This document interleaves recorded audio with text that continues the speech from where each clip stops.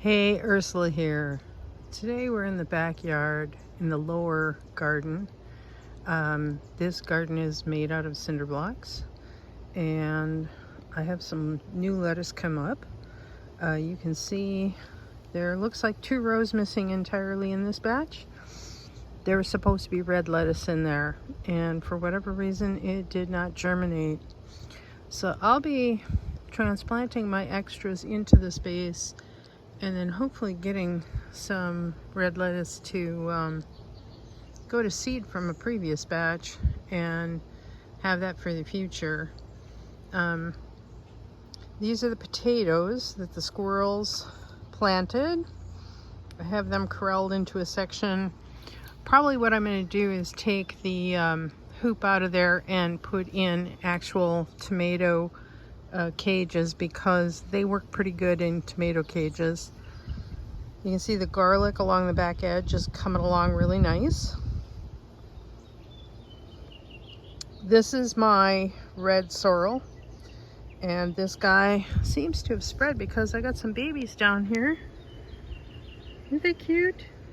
They're tastier when they're about this size. This is, well, there used to be more strawberries along this edge.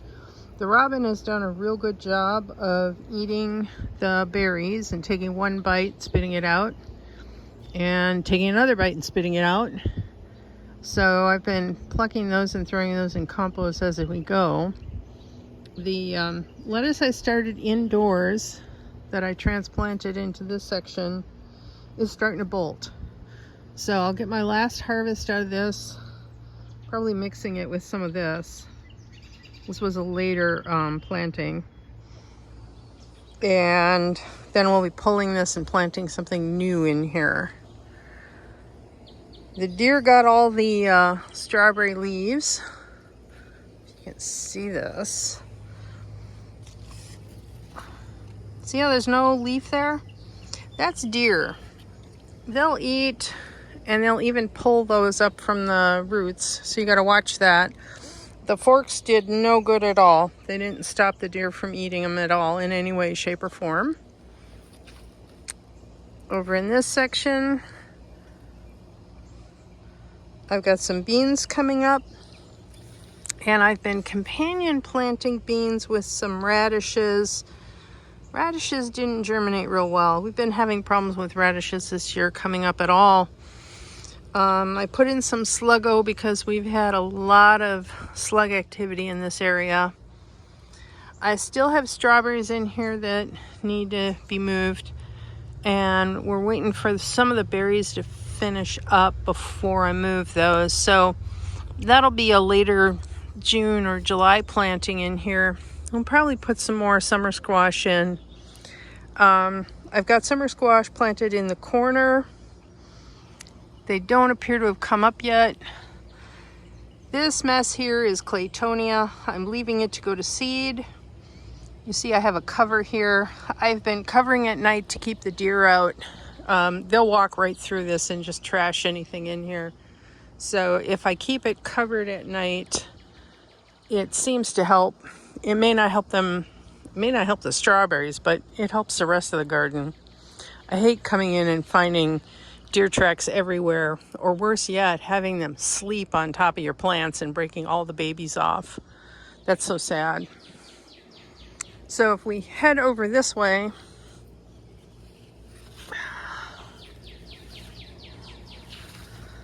I had plenty of helpers plant sunflowers everywhere. The smaller ones I may move to the front yard. The bigger ones, there's not a whole lot I can do. They're there now. You can see these guys here are sunflowers too. Those probably can get moved. This is a horseradish. This is my sacrificial plant. It draws the, I guess they call it a Mexican brassica beetle. It looks like a harlequin bug. I'm not sure if they're one and the same or not, but it does draw them away from the other brassicas in the garden. So there's that. So I let it live in the path.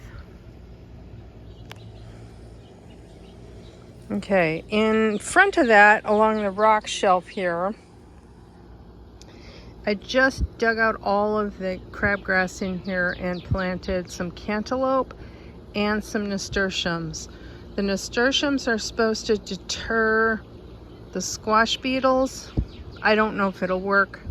We'll see. It doesn't hurt. They'll be hanging over the edge and they'll look really pretty if nothing else. You can see down below I have a fire ring that's growing potatoes in it, and I put in a couple other plants where the squirrels had dug up those other potatoes. Okay, so then we go over to here.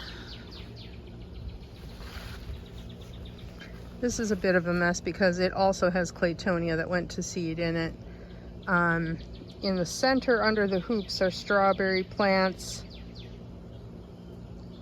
We have comfrey taking over the universe as it's wont to do, but all along the back edge, these are potatoes. So I did get some of my store-bought potatoes that turned green planted along the back edge. There's a couple toward the front. If I clean out the claytonia after it goes to seed, I could probably put basil or something else in here. What I didn't expect is I have a chokecherry tree in here that is actually gotten really robust and is shading the area in the afternoon sun, from the afternoon sun. And so this might actually end up being cabbages in here. I have a lot of cabbages that need to be planted in the ground right now, desperately. Okay. As we look on over the lettuce patch again, the bricks are here for weighting down the cover. These are leeks that I'm letting go to seed from last year. And again, tons and tons of bitter cress that I've been trying to weed away and not having much success. The area above it is called Middle Earth. Those are my red raspberries. It's Middle Earth because it's about the middle of the garden. And the raspberries seem to be liking to be under the mulberry tree. So then we've got to get rid of the curly dock. That's got to go. I did get some tomatoes planted in here. The front has not been planted yet at all. And you can step back, you can see I have a trellis in here. This is called an easy trellis. It's approximately 6 feet tall and it's 4 feet by 4 feet. And what I'll do is I'll run strings up it. You'll see later in the year the tomatoes will be hanging on the strings and clipped so that they grow vertical instead of all over the place.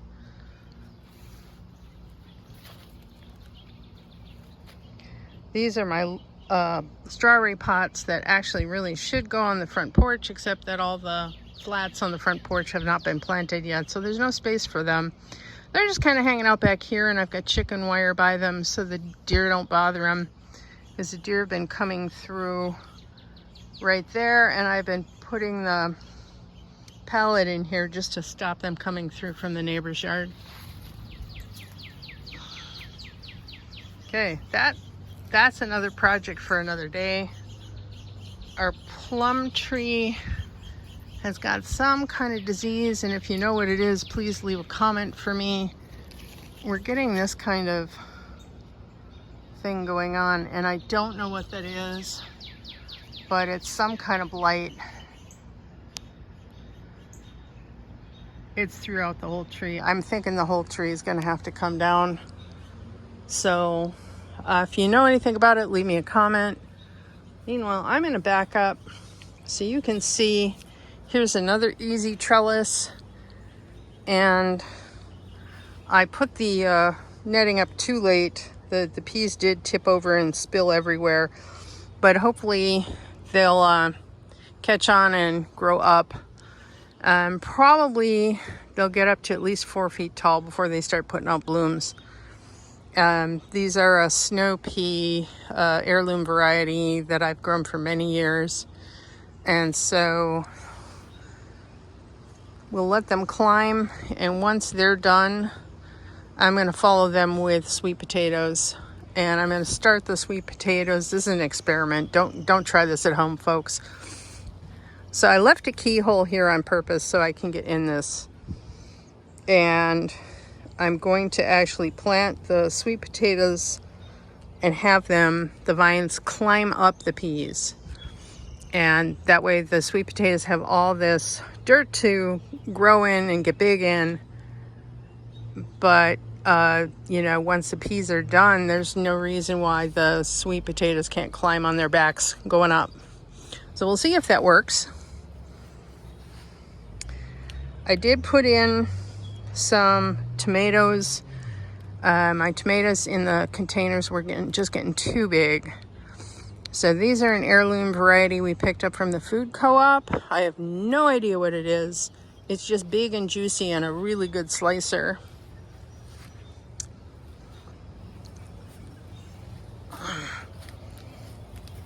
You can see we have some garlic coming up. Spinach is starting to bolt.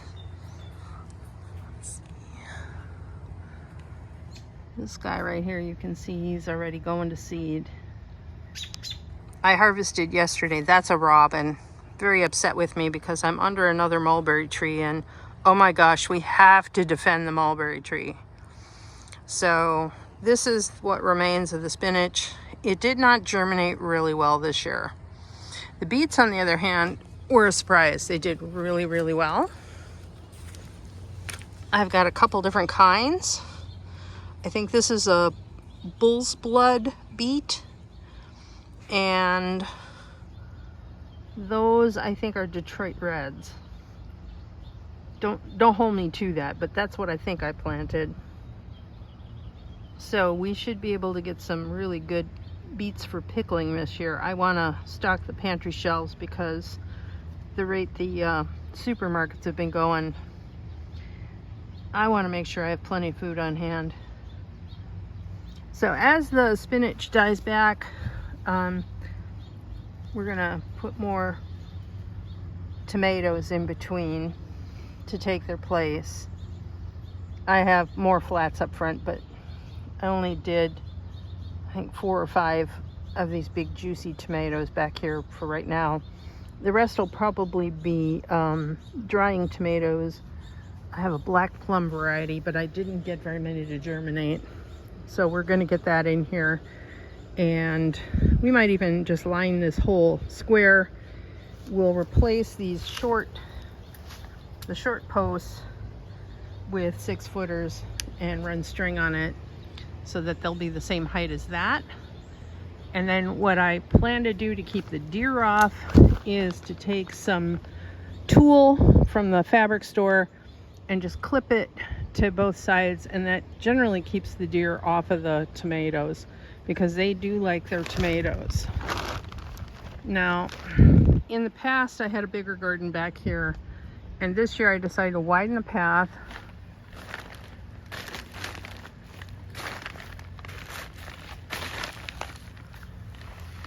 I'm gonna start on this end. I did a seed swap with the Center for Coalfield Justice, and it was wonderful. There were people who grew their own seeds, heirloom varieties, and are keeping them alive. They're geared toward, or they've been raised in this environment, so they're more likely to survive in our weather conditions and in our soil than something that's grown out in Oregon. Western Pennsylvania has heavy clay. This is no exception. So this is, I want to say it's Autumn Glory. It's an acorn squash. And so I decided, well, even though some of the family doesn't like acorn squash, enough of us do, and if not, I'll share it with friends. And I was really surprised that my summer squash actually germinated, because I had very low germination rates last year. So I planted a lot of them this year. I think this is going to be a yellow crookneck. And the rest of these guys going down the line are honey nuts. And they have a net to climb. And once they finish climbing that, they'll climb the tree. Last year we had pumpkins hanging in the Asian pear tree. So that's something to look forward to. The rest is a work in progress, needs to be weeded. And I am thinking that this is either a rudbeckia or it's a coneflower. Not sure which. So we're gonna find out. I'm just gonna let it be because it's not in anybody's way and flowers help everybody out. I also have nasturtiums planted through here again to hopefully keep the squash bugs at bay. They haven't come up yet because I just put them in this week, but they'll be coming now that the weather's finally turned. So there's a lot of work to do yet in here, but this is what we got so far. And you have to see our first roses. I have 2 different varieties of rose in the yard. I have no idea what it is. It was here.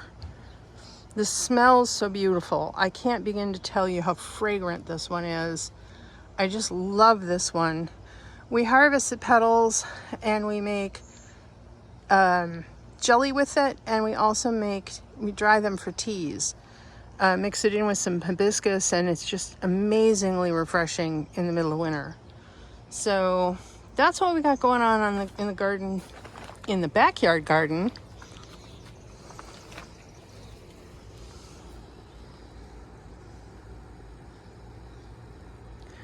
And I hope you all get out in nature this week. It's been a very stressful week last week. So get some fresh air, let out your breath, take a deep breath, and let's try and be better human beings, all of us. Thanks, everybody.